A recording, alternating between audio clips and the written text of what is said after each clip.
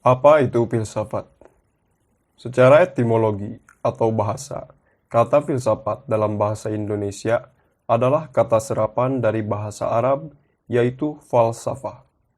Falsafah sendiri dalam bahasa Arab berasal dari bahasa Yunani, yaitu philosophia. Dalam bahasa Yunani, kata philosophia merupakan gabungan dua kata, yaitu philia dan sophia. Philia berarti cinta, sementara sophia berarti kebijaksanaan. Philia atau cinta, menurut Aristoteles dapat diartikan sebagai keinginan untuk memberikan kebaikan untuk objek yang dicintai. Maka tidaklah heran ada pepatah Arab, "Man ahabba syai'an fahuwa abduh." Barang siapa yang mencintai sesuatu, maka dia akan menjadi budak atau hamba dari apa yang ia cintai.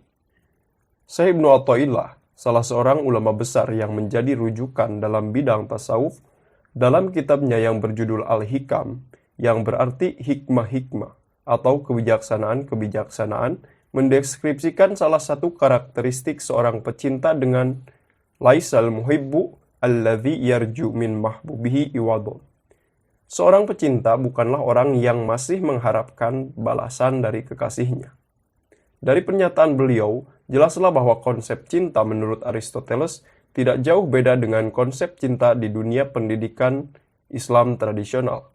Dalam Islam sendiri, tingkatan iman tertinggi adalah iman mahabbah, suatu keadaan di mana seorang mukmin telah menyaksikan kebenaran dan keindahan Allah, sehingga dia menjadi hambanya karena rasa cinta, bukan untuk mengharapkan balasan surga maupun takut siksa neraka. Sementara sophia atau kebijaksanaan berarti penggunaan pengetahuan secara benar. Definisi tersebut memiliki makna yang sangat mirip dengan kebijaksanaan dalam bahasa Arab, yaitu hikmah. Di mana menurut para ulama, hikmah berarti menghukumi dengan benar. Maka dari itu secara bahasa, filosofia atau filsafat dapat diartikan sebagai rasa cinta akan kebijaksanaan. Oleh karenanya, secara etimologi, seorang filsuf boleh dikatakan sebagai seorang pecinta kebijaksanaan. Tidaklah mengherankan, banyak kita dapati para filsuf-filsuf hebat seperti Socrates, Imam Al-Ghazali, Buddha, dan lainnya. Mereka tidak hanya terkenal akan kepintarannya, namun juga terkenal dengan sifat bijaksana dan kearifannya. Ada banyak definisi mengenai terminologi filsafat. Tidak ada konsensus para filsuf mengenai definisi filsafat. Karl Jaspers, seorang filsuf dan psikiatri asal Jerman misalnya, mendefinisikan filsafat sebagai sebuah disiplin ilmu yang mana pertanyaan lebih penting daripada jawaban. Karena baginya, jawaban hanya akan melahirkan pertanyaan lain. Maka dari itu, pastikan terlebih dahulu apakah pertanyaannya valid dan benar-benar penting. Namun di sini saya akan mencoba mendefinisikan filsafat sesuai dengan yang saya pahami. Oleh karena itu, jika sahabat astrologis berpikir definisi yang saya sampaikan salah atau ingin berbagi definisi filsafat yang sahabat pahami, silahkan tuliskan di kolom komentar. Dari apa yang saya pelajari, saya akan mendefinisikan filsafat sebagai sebuah bidang ilmu sebagai berikut. Filsafat adalah ilmu yang mengkaji hakikat dan hukum segala yang ada dengan menggunakan penalaran manusia atau akal. Dari definisi yang saya paparkan di atas, ada 3 hal penting yang mendefinisikan filsafat, yaitu filsafat sebagai sebuah ilmu, objek kajian filsafat yaitu hakikat dan hukum segala yang ada, dan alat kajian filsafat yaitu penalaran. Ilmu dalam definisi di atas berstatus sebagai genus atau jenis dalam definisi. Kedua hal yang terakhir yaitu objek dan alat kajian filsafat berstatus sebagai diferensia atau fasal yang berarti pembeda dalam definisi. Untuk pembahasan tentang definisi, genus, dan diferensia atau fasal tidak akan dibahas di sini. Namun insya Allah akan dibahas dalam ilmu logika, salah satu cabang dari filsafat. Untuk memahami lebih jauh istilah filsafat, kita harus membahas ketiga hal pokok yang terdapat dalam definisi tersebut. Berikut penjelasannya. Yang pertama, ilmu. Ilmu dalam bahasa Indonesia adalah kata serapan yang diambil dari bahasa Arab, yaitu ilm. Dari alima ya'lamu, yang secara bahasa berarti al-idrak, yang artinya menemukan, mendapati, mengetahui, ataupun pengetahuan. Jadi secara bahasa, kata ilmu dalam bahasa Arab bisa diartikan sebagai segala hal yang diketahui, atau pengetahuan.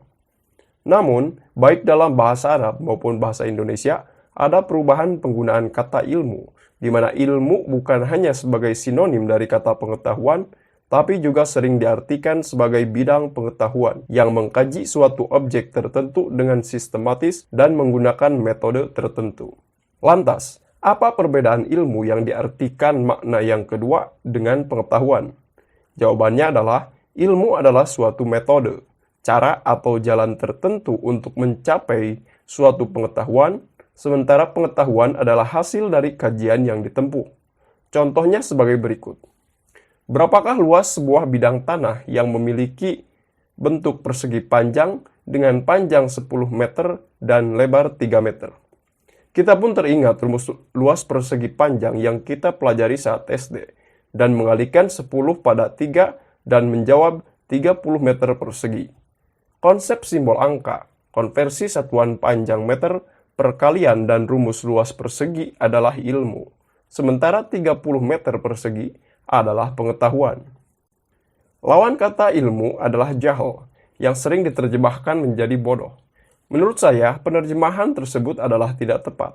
Kenapa? Karena setahu saya, jahil, yang berarti orang bodoh, dalam tradisi pendidikan Islam terbagi menjadi dua, yaitu jahil basit, artinya orang yang tahu bahwa dirinya tidak tahu, sehingga dia tidak akan berani mendeskripsikan atau menyebarkan informasi tentang hal yang tidak ia ketahui. Orang seperti ini bukanlah orang bodoh, namun orang yang tidak tahu dan sadar akan ketidaktahuannya. Bahkan Rasulullah SAW pernah bersabda bahwa la adri nisful ilm, artinya berkata tidak tahu akan hal yang tidak diketahui adalah setengahnya ilmu. Maka orang yang seperti ini sebut saja orang yang tidak tahu, bukan orang bodoh. Jahil kedua adalah jahil murakkab, yaitu orang yang merasa tahu akan suatu hal padahal tidak. Oleh karenanya, orang seperti ini besar kemungkinan akan mendeskripsikan atau menyebarkan informasi tentang apa yang tidak ia ketahui karena tidak sadar akan ketidaktahuannya. Orang inilah yang lebih layak disebut orang bodoh. Dalam filsafat, ilmu dan pengetahuan dibahas dan menjadi salah satu cabang filsafat. Cabang filsafat yang mempelajari tentang ilmu dan pengetahuan tersebut sering disebut epistemologi. Pembahasan lebih jauh mengenai epistemologi insya Allah akan dibahas di pertemuan yang akan datang. Bagian kedua dari definisi filsafat adalah objek kajian filsafat. Secara umum, ada dua objek kajian filsafat, yaitu hakikat dan hukum segala yang ada. Yang pertama, hakikat segala yang ada. Hakikat segala yang ada secara umum terbagi menjadi dua, yaitu eksistensi material dan eksistensi imaterial. Eksistensi material adalah segala yang ada yang terdapat di dalam dimensi ruang dan waktu. Contohnya seperti tubuh manusia dan hewan, tumbuhan, batu, air, dan hal lainnya. Sementara eksistensi imaterial adalah kebalikan material, yaitu segala yang ada yang tidak terikat dimensi ruang dan waktu. Contohnya seperti Tuhan agama monoteisme, ruh, abstraksi, konsep, pikiran, dan lain-lain. Eksistensi yang dimaksud di sini tidak hanya terikat pada hal-hal yang bersifat materi saja, namun juga termasuk di dalamnya hal-hal yang imaterial. Dari sini kita dapati cabang kedua dari ilmu filsafat, yaitu metafisika. Pembahasan tentang metafisika insya Allah akan dibahas di pertemuan yang akan datang. Objek kajian kedua dalam filsafat adalah membahas tentang hukum atau nilai segala yang ada. Karena berfilsafat berarti cinta untuk menerapkan pengetahuan dengan benar, maka tidak sempurna rasanya jika setelah kita mengetahui hakikat suatu hal tanpa mempertimbangkan nilai dari hal tersebut. Seperti pepatah dalam bahasa Arab, al-ilmu bila amalin kasyajari bila thamar. Ilmu tanpa amal bagaikan pohon tak berbuah. Mengingat tidak semua buah-buahan layak untuk kita makan, ada yang baik dan ada pula yang buruk. Begitu juga dengan ilmu. Ada ilmu yang baik yang bermanfaat bagi kita jika kita amalkan, ada pula ilmu yang buruk yang jika kita amalkan hanya akan memberikan kemudaratan bagi kita. Jadi sebelum mengamalkannya, kita harus menjustifikasi atau menghukumi, menilai kelayakan ilmu untuk kita amalkan. Cabang filsafat yang mempelajari tentang cara menjustifikasi, menghukumi, atau menilai sesuatu disebut dengan etika. Insya Allah pembahasan etika akan dibahas di pertemuan yang akan datang. Bahasan yang ketiga dari definisi filsafat di atas adalah penalaran. Penalaran dalam filsafat digunakan sebagai alat untuk mengkaji bahasan-bahasan di atas.